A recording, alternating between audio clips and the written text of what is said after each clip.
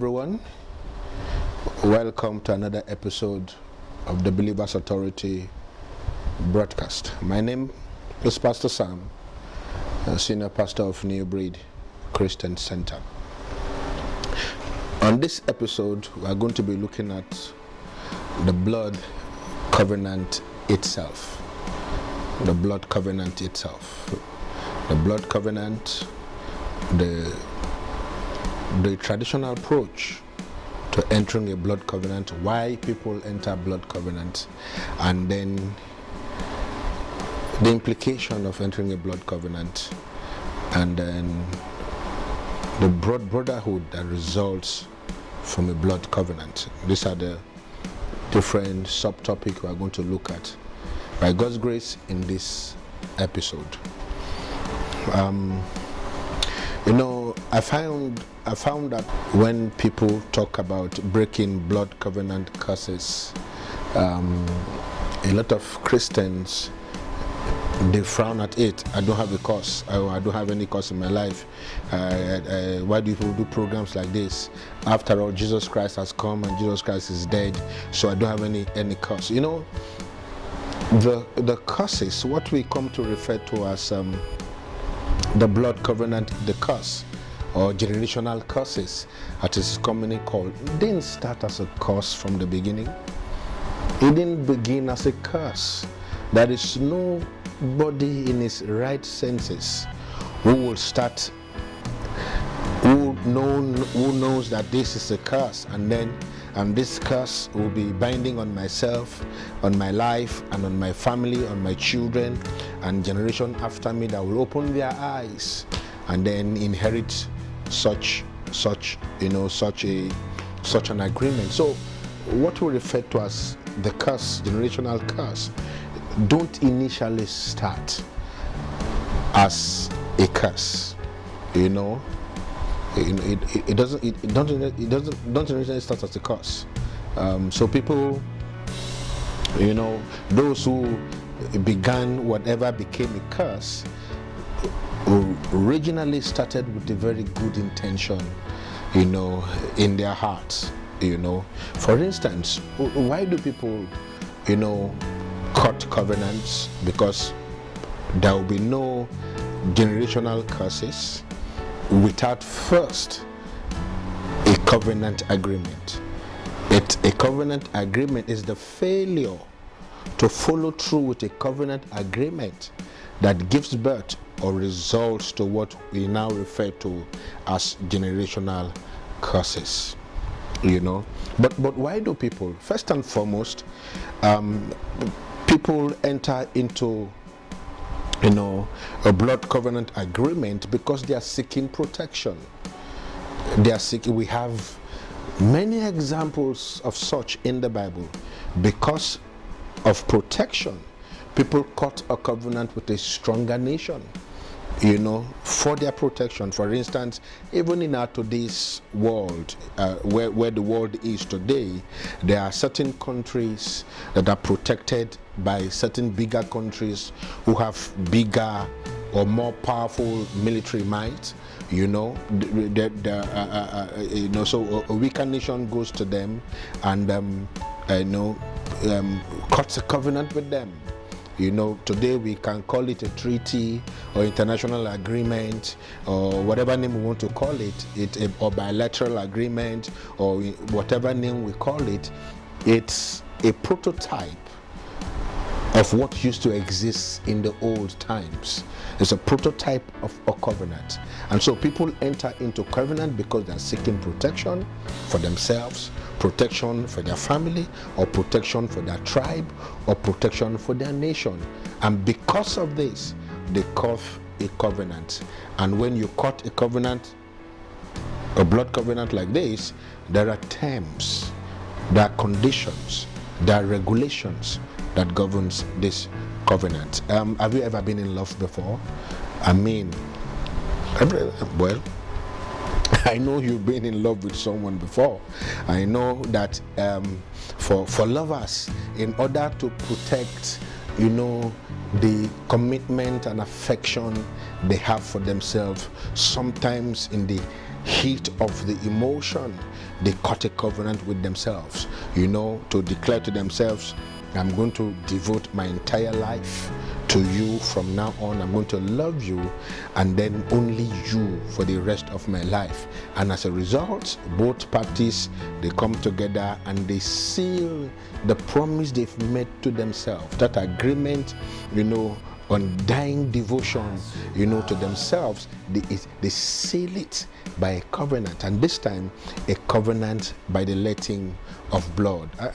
I know for maybe someone hearing me, listening to me right now, you may have practiced this before. Then you both, in those childhood days, you slit a little incision on the tip of your finger, and then the person you're in love with also does the same, and then you commingle the blood together, as a sign of an undying devotion to each other. So that singular act becomes a covenant between you and the person you are commingling blood with, and it becomes binding on both of you to devote yourself to each other.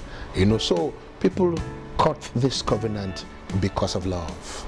People enter into blood covenant because of love. And you may think they are crazy, they're in love. And that's what love sometimes makes some people do. You cut covenants, So covenant like this that began because of love can end up resulting to a generational curses, because in some cases they say something like this: I'm going to devote myself to you. If for any reason I'm not able to devote myself to you, may this and this and this and this be the consequences I'm going to suffer. So you see, people don't initially just say, okay, let's begin this curse in our life. No, it began because of something good, a dream they had, a goal they had, a love they shared. And so this is why then people may cut a blood covenant out of love. I don't know if you've done it. Maybe you may have cut a covenant like this. Again, people cut covenant for business purposes, and we see it today among countries, among nations, even among individuals. They have a business deal, and they come to a certain agreement between themselves or among themselves, and then to tie that agreement, they sign an oath, or they take an undertaking, and that undertaking serves as an agreement. And sometimes not by blood, but once a blood is involved, that agreement becomes a blood covenant between the parties that is engaged in the blood letting. And sometimes also for business prosperity, you want to secure your business between yourself so that you don't trade with nobody else but yourself. You can tie that by entering an agreement that is bounded by blood. And again, people cut blood covenant for wealth. They want to be prosperous. They enter into a fraternity that promises them prosperity, or they enter into a cult that promises them prosperity. They enter into a pack that promises them prosperity. So for wealth, people will cut blood covenants. And if you notice the trend going on today in our society, you see young people, just in a bid to be rich, to be wealthy.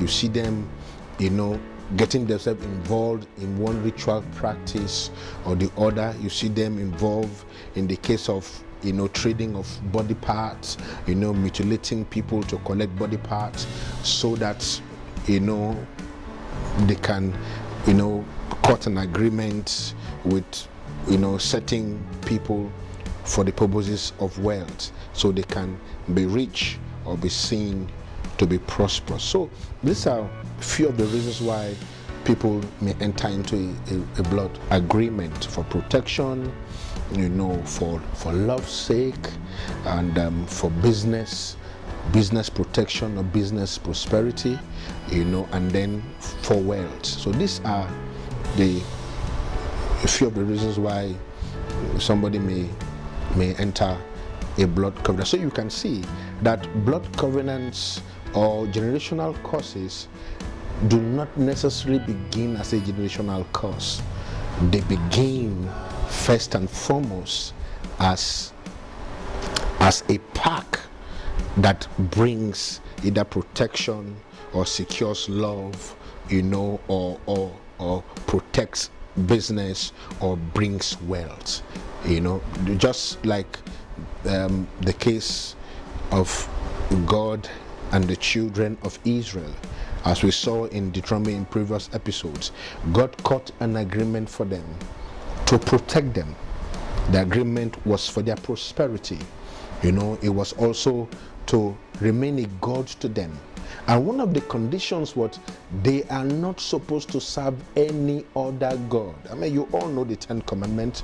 The 10 Commandments are a product of the covenant between God and the children of Israel, which started for the purposes of protection, of blessing, of promotion, of increase. So it didn't start as a curse. But the condition of curse was attached to it, as in every other kind of agreement. If you forfeit to fulfill your agreement, there are penalties that comes out of that. It is this penalty or conditions or punishment that now becomes what we refer to as a generational curses. And this brings me to an important point. There are two types of blood covenants one can enter. You can enter a blood covenant that is non-generational. It means that covenant ends with you. At the point of death, at the point where you are no longer alive, the covenant ends with you. Like the case, one good example is the case of a marriage between a man and a woman.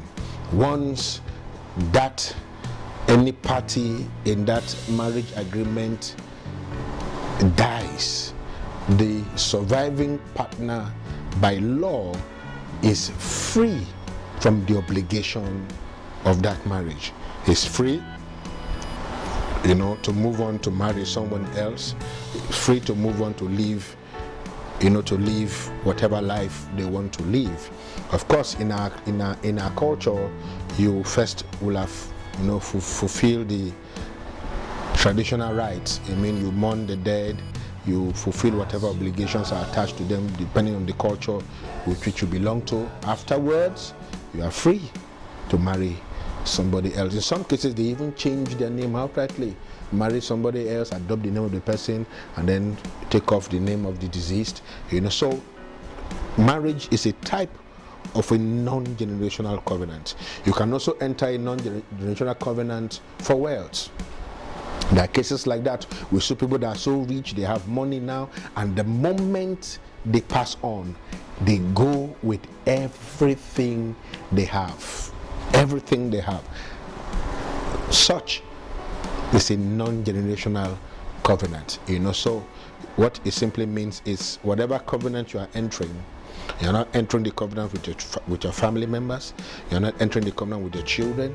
You're not entering the covenant with your generation. It means the entire thing, the protection, the wealth, everything ends with you at your doom. So this is a non-generational covenant. Now there's the other type, the one that is generational, meaning the word generation simply means it goes beyond the originator. It goes beyond the person that is initiating the agreement, whether the agreement was for children or the agreement was for wealth or the agreement was for protection. Whatever the agreement was, hence is a generational covenant. It means that the blessings and the conditions are going to be binding not just on the originator, but on everyone born after him. And that is what makes it a generational covenant. In other words, the blessing of that covenant moves from the originator to the next generation. It moves from that generation to the following generation.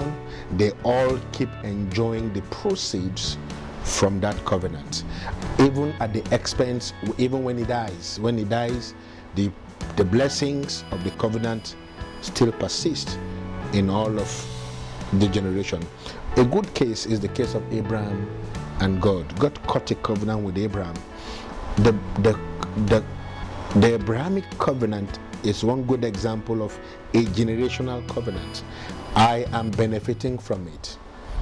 Every born again child of God is benefiting from it. You know, when we sing that song, Abraham's blessings are mine.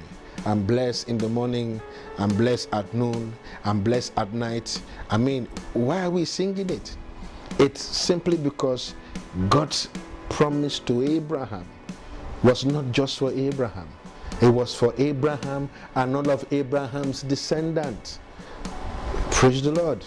You know, somewhere in Galatians chapter 3 and verse 14, it says that Christ became a curse for us. It says that the blessings of Abraham might come on the Gentiles, that we might receive the promise of the Spirit by faith. God's covenant with Abraham, a good example of a generational covenant. The same with the children of Israel.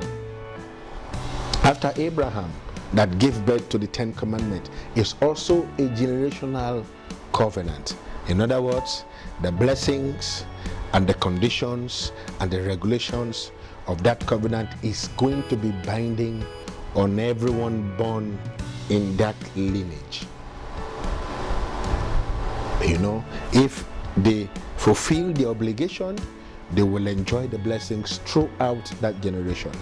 If they don't fulfill the obligation or the conditions of the covenant, they will suffer the consequences of neglecting to fulfill those conditions throughout all the generations. So this is how, what we refer to as generational curses. This is how it all began. It first started as a blessing, as a generational blessing. But when parties involved, they neglect to fulfill the conditions for continuous enjoyment of the blessing, then it becomes a curse or punishment, and that will flow through every member of that generation. But I don't think any one of us should be scared of that word generational curses. No, because there's a solution for it.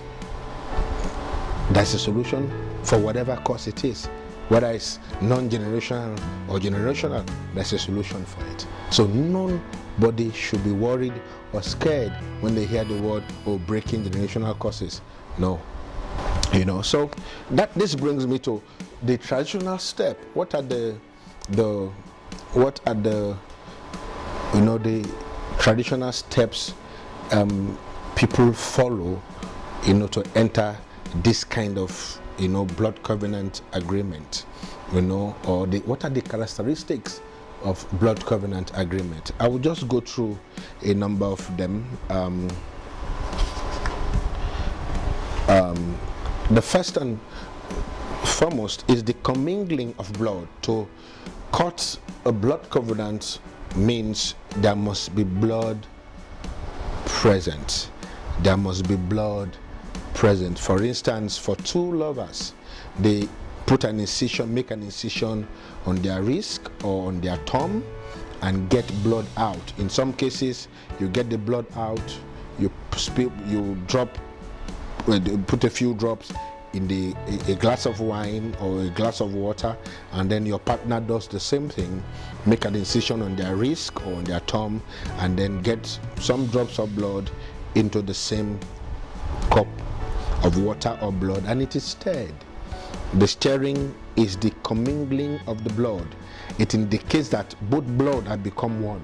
Means you and your covenanting partner have been joined together by blood. You've become one by blood.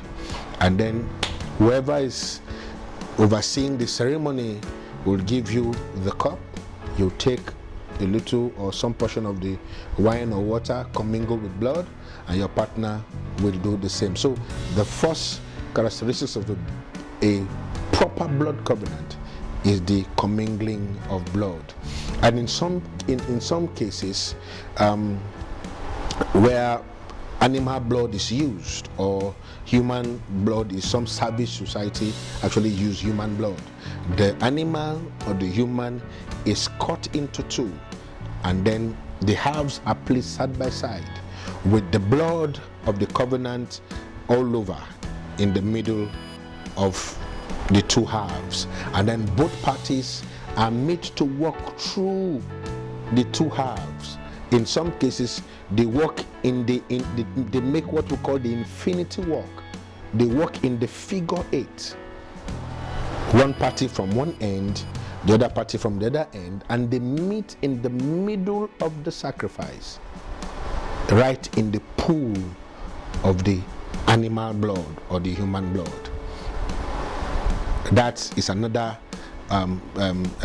practice which some people practice. Now, the infinity walk that they make and meet at the middle of the sacrifice indicates the infiniteness of the agreement they are entering, the infiniteness of the conditions of the agreement they are entering. It means it's going to last throughout all their generation. That is what that infinity walk means. So when you walk through the blood and you both meet at the middle, that infinity walk means the covenant you are entering is going to be eternal. It's going to be binding on you, binding on your generation eternally.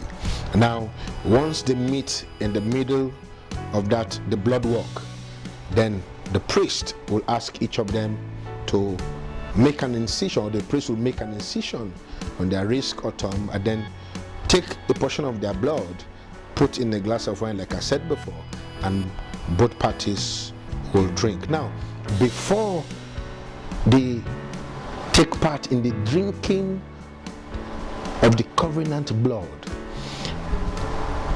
each party will begin to make an announcement. They'll begin to make a declaration, like what we refer here as a declaration of assets. Before you enter into government office, you are made to submit an asset declaration form indicating to the public all you had before you entered into the political or the government office. Now, it's something like that is done here. Both parties will begin to declare to the hearing of the other party the assets that they have, the guns they have, the amount of money they have, where the monies have been stacked, all their military strength. They reel out all of this information to the hearing of the other party, indicating to their partner that now all I have, all of these things I have mentioned are at your disposal. All my military might, all my armies or soldiers, all the weapons we have, they are all at your disposal, because now we've become one. What is mine is yours. What is yours is mine. At any time you need to use any, just make a request, it will be delivered to you. That's what they do in the middle of the blood sacrifice. They reel out to themselves all of their assets. Then once that is done, then the priest who is overseeing the ceremony would make them drink the blood of one another, by so doing binding them to the agreement they've entered, by saying all I have is yours, what you have is mine. And that means you cannot refuse when your covenant partner comes to make a request, or maybe is going to war and needs your army to back up his army. You can't say no. to such a request, and the next thing done is they begin to they erect memorabilia, they erect memorials, a remembrance of the agreement entered on that particular day. In some cases, a tree can be planted.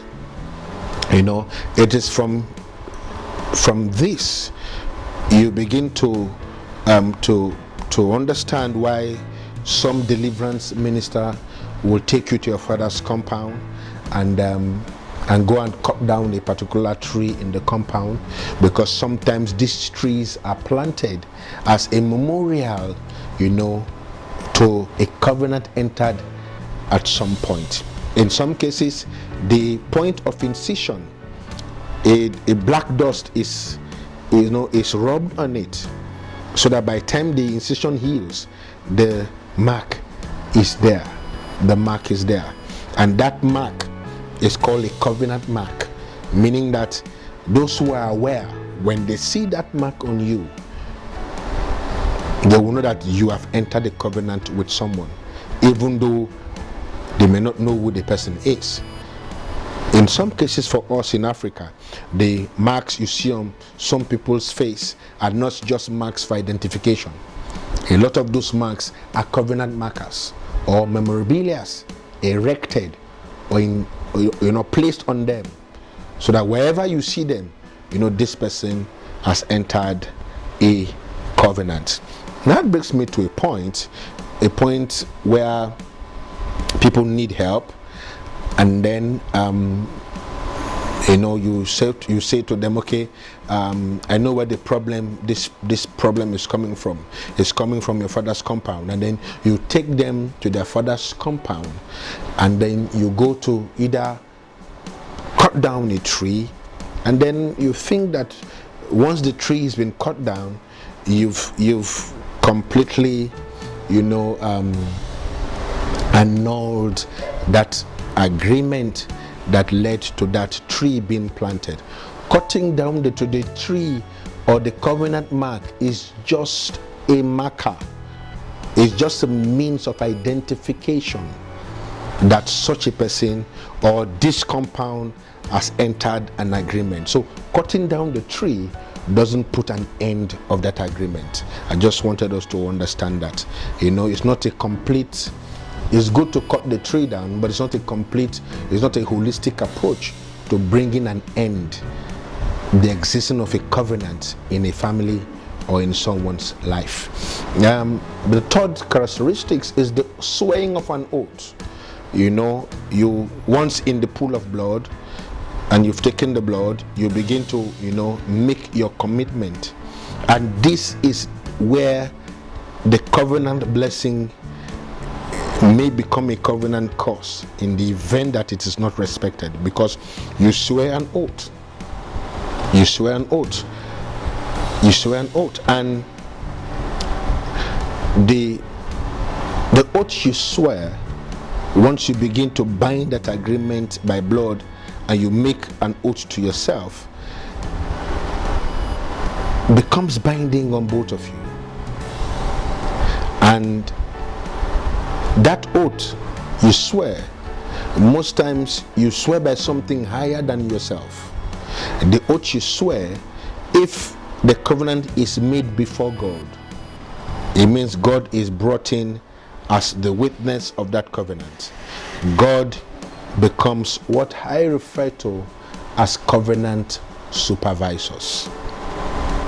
Now, if the oath is made as something or someone else or another spirit is called to witness the signing of that covenant, that witness becomes the supervisor of that covenant. And this brings me to the concept of covenant supervisors.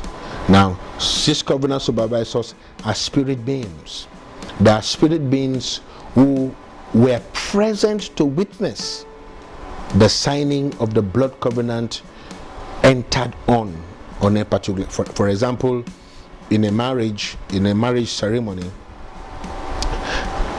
the congregation are witness to the marriage, that on this particular day both parties, you or someone else, enter the marriage agreement with someone else. So they are marriage covenant witness. The same applies to every other kind of covenant. Blood covenant you enter, they are covenant supervisors. Sometimes these supervisors are principal spirit. It is their responsibility as covenant supervisor to ensure that the covenant you are entering is carried from one generation to another generation. Like, for instance, someone was wondering, okay, how come, my father, suffered in a certain kind of way, and now he's dead and he's gone, and then we are finding out in our present family now that one of us is towing the same line that our father suffered. What is responsible for this? Is it hereditary? Did he inherit it from him? The explanation to this is very simple. That anybody enters a blood covenant, they are covenant supervisors or covenant inspectors that are overseeing that covenant. So that at the event that any party to the covenant forfeits their obligation, the covenant inspectors or supervisors, they swing into action to begin to mete out whatever punishment is agreed upon on the defaulting partner. So that is how a curse or a blessing is moved from one generation to another generation. That's one good example I like to bring to our attention, and that's in Genesis 26 from verse 1. Abraham had died at this point. He's giving birth to his son Isaac, who at this point got married to his wife Rebekah. And the Bible says from verse 1, there was a famine in the days of Isaac, as was in the days of his father Abraham. And the Bible says that Isaac didn't consult with God. We never saw it there. Isaac carried himself and was going down to Egypt. And then God showed up and said to Isaac, do not go down to Egypt. He says, dwell in this land, and I will bless you and bring upon you the covenant, or the blessings of Abraham will be upon you. The question now is, why did God reveal himself to Isaac when Isaac didn't go pursuing him? God did that because God himself was the witness to the covenant he entered with Abraham to bless him and his children's after him. So when Abraham died, it was God himself that moved on to reveal the blessings, to transport the blessings of Abraham upon his son Isaac. The same thing happened to Jacob. God himself revealed himself to Jacob. God did this because of the covenant, not because these guys were perfect. He did it because of the covenant. So these are some of the characteristics of a blood covenant. There's also the exchange of gift. There's also the exchange of gift. In some culture, a gift is exchanged. A gift is exchanged. And then anyway, we're going to stop here. Our time is up. I believe you've been educated as it has to do with the blood covenant, and then why the covenant may become a curse, a generational curse. I know you understand this by now. Thank you so much for tuning in, for listening. May God really bless you. And if you have any covenant that has become, instead of a covenant blessing, has become a covenant curse, I trust in the course of this series you'll find deliverance for yourself. Thank you again for listening. In case you need to reach me for counseling, for follow-up, or further discussion on all of this we've been talking about, feel free to please reach me by the numbers scrolling on your screen or the email address displaying on your screen at the moment. Thank you. I'll see you again in our next episode.